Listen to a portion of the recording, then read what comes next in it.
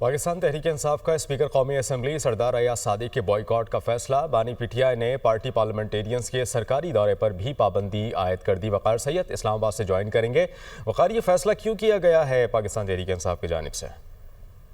बिल्कुल, जो बानी पीटीआई को बताया गया कि जो अपोजिशन लीडर है उमर अयूब और इसके अलावा जो स्वात से रुकन कौमी असम्बली सुहेल और उसके अलावा जमशेद दस्ती के खिलाफ जो स्पीकर है उनकी जानिब से रेफरेंसेस जो है वो इलेक्शन कमीशन को अरसाल किए गए, जिस पर उन्होंने सख्त बरहमी का इजहार किया। और जराए ये बता रहे हैं कि उनकी जानिब से बाकायदा तौर पर पार्टी की सीनियर क़यादत को ये हिदायत दी गई है कि स्पीकर का जो है वो बाइकाट किया जाए। सिर्फ बिजनेस एडवाइजरी जो कमेटी है वहाँ पर चूंकि अपोजिशन लीडर और पार्लिमानी लीडर का होना जो है वो जरूरी है, वहाँ तक सिर्फ जो है वो तावन किया जाए। उसके अलावा बाकी तमाम जो फोरम है बिलखुसूस जो पार्लिमानी वफूद बैरून ममालिक जाते हैं उसमें जो है वो स्पीकर के साथ जो है कोई भी रुकने कौमी असम्बली जो है वो ना जाए।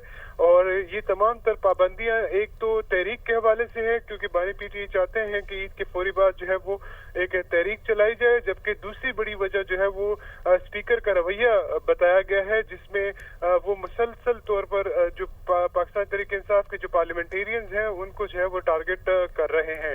जबकि बानी पीटीआई की जानिब से ये भी कहा गया कि तमाम जो पीटीआई की हिमायत याफ्ता जो पार्लियामेंटेरियन है वो ना सिर्फ सरकारी वफूद का बाइकाट करे, बल्कि जो स्पीकर की जानिब से अक्सर जो बैरूनी ममालिक के वफूद आते हैं तो उनके इजाज़ में जोराने और वक़ार, इस मुतालिक आप हमें अपडेट कर रहे थे, बहुत शुक्रिया।